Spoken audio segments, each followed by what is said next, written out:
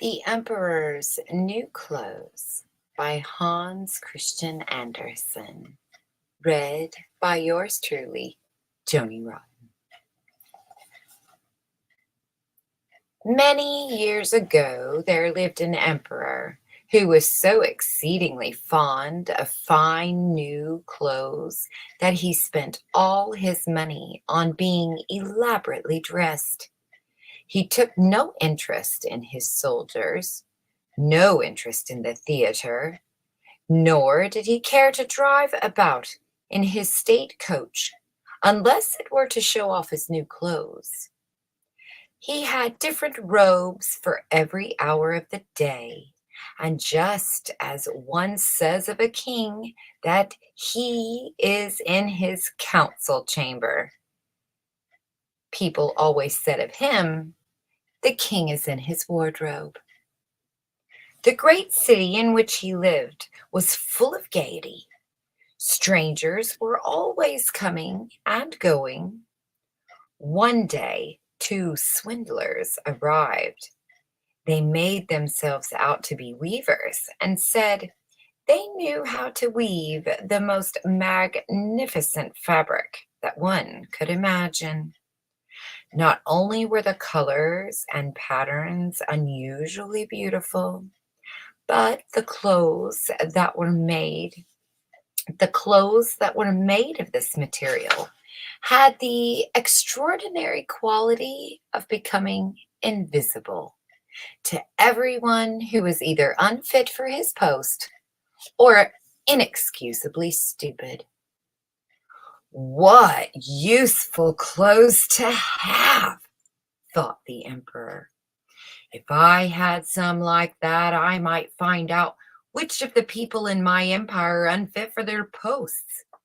I should also be able to distinguish the wise from the fools. Yes, this material must be woven for me immediately. Then he gave the swindlers large sums of money so that they could start work at once. Quickly, they set up two looms and pretended to weave, but there was no trace of anything on the frames. They made no bones about demanding the finest silk and the purest gold thread. They stuffed everything into their bags and continued to work at the empty looms late into the night. I'm rather anxious to know how much of this material is finished, thought the emperor. But to tell the truth, he was a bit uneasy, remembering that anyone who was either a fool or unfit for his post would never be able to see it. He rather imagined that he need not have any fear for himself, yet he thought it wise to send someone else first to see how things were going. Everyone in the town knew about the exceptional powers of the material, and all were eager to know how incompetent or how stupid their neighbors might be. I will send my honest old chamberlain to the weavers, thought the emperor.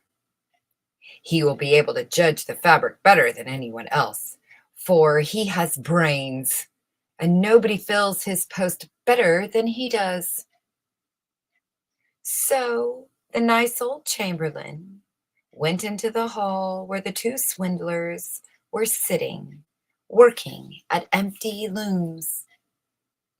Upon my life, he thought, opening his eyes very wide. I can't see anything at all. But he didn't say so. Both the swindlers begged him to be good enough to come nearer and asked him how he liked the unusual design and the splendid colors. They pointed to the empty looms, and the poor old chamberlain opened his eyes wider and wider, but he couldn't see anything, for there was nothing. Heaven above, he thought, could it possibly be that I am stupid? I have never thought of that of myself, and not a soul must know it. Could it be that I am unfit for my post? It will never do for me to admit that I can't see the material. Well, you don't say what you think of it, said one of the weavers. Oh, it's delightful, most exquisite, said the old chamberlain, looking through his spectacles. What a wonderful design and what beautiful colors. I shall certainly tell the emperor that I am enchanted with it.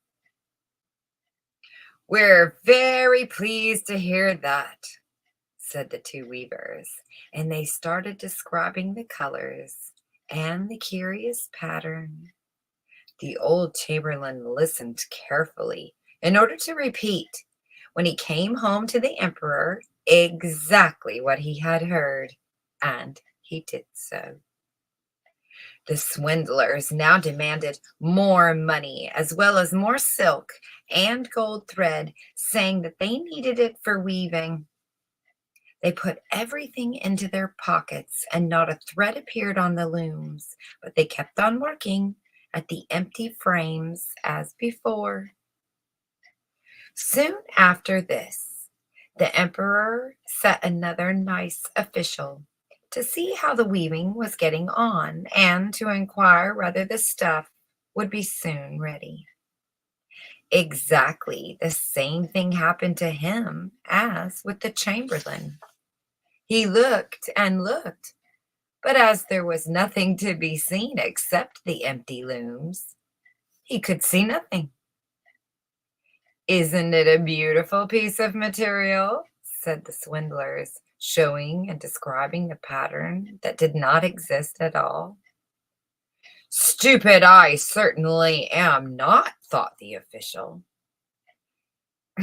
Then I must be unfit for my excellent post, I suppose. That seems rather funny, but I'll take great care that nobody gets wind of it. Then he praised the material he could not see and assured them of his enthusiasm for the gorgeous colors and the beautiful pattern. It's simply enchanting, he said to the emperor. The whole town was talking about the splendid material, and now the emperor was curious to see it for himself while it was still on the looms. Accompanied by a great number of selected people, among whom were the two nice old officials who had already been there. The emperor went forth to visit the two wily swindlers. They were now weaving madly, yet without a single thread upon the looms. Isn't it magnificent? Said the two nice officials. Will your imperial majesty deign to look at this splendid pattern and these glorious colors? Then they pointed to the empty looms, for each thought that the other could probably see the material. What on earth could this mean? Thought the emperor. I don't see anything. This is terrible. Am I stupid? Am I unfit to be emperor? That would be the most disastrous thing that could possibly befall me. Oh, it's perfectly wonderful, he said. It quite meets with my imperial approval. And he nodded appreciatively and stared at the empty looms. He would not admit that he saw nothing. His whole suite looked and looked, but with as little result as the others. Nevertheless, they all said, like the emperor, it's perfectly wonderful.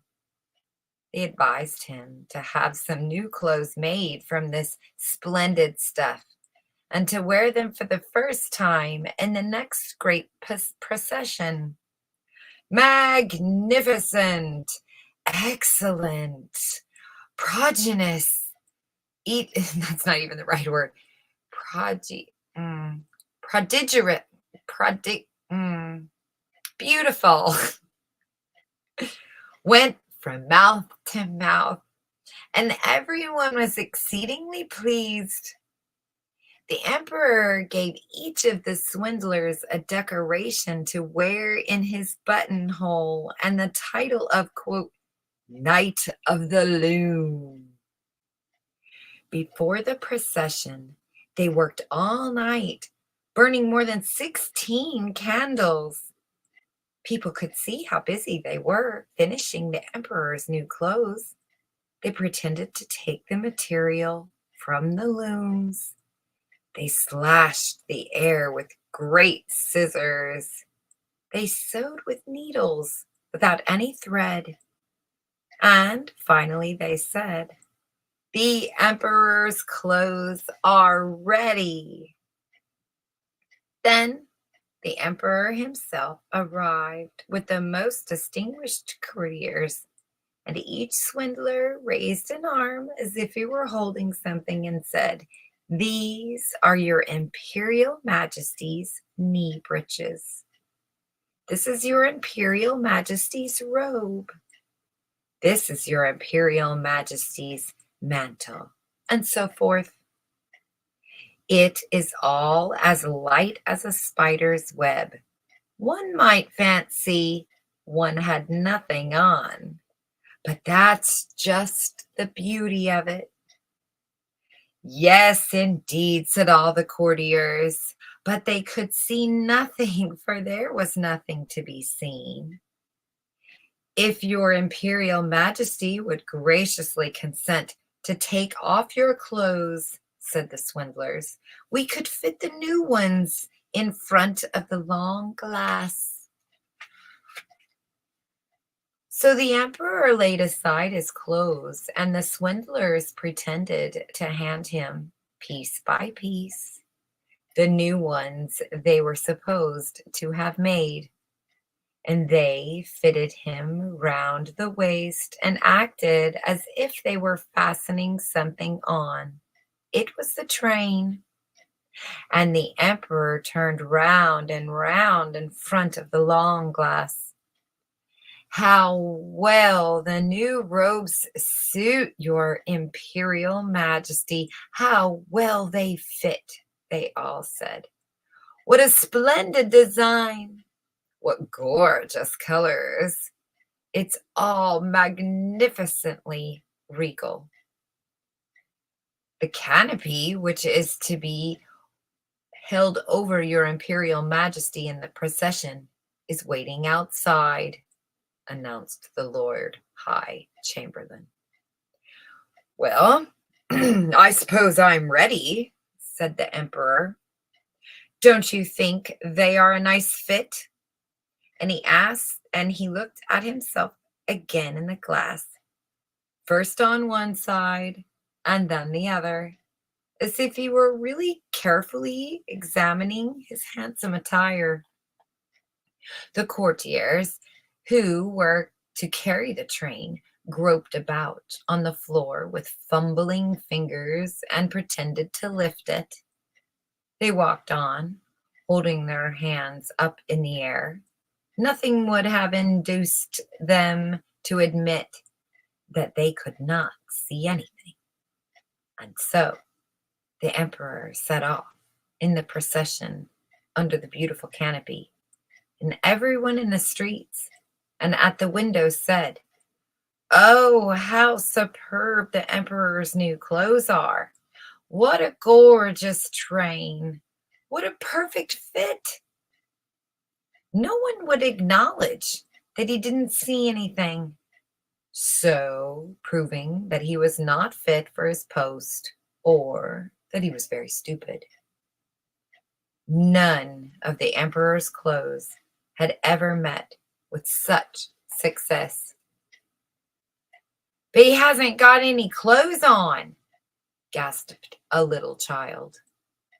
"Good heavens, hark at the little innocent," said the father, and the people whispered to one another what the child had said. "But he hasn't got any clothes on? There's a little child saying he hasn't got any clothes on. But he hasn't got any clothes on, shouted the whole town at last. The emperor had a creepy feeling down his spine because he had begun to draw on him that the people were right. All the same, he thought to himself, I've got to go through with it as long as the procession lasts. So he drew himself up and held his head higher than before, and the courtiers held on to the train that wasn't there at all.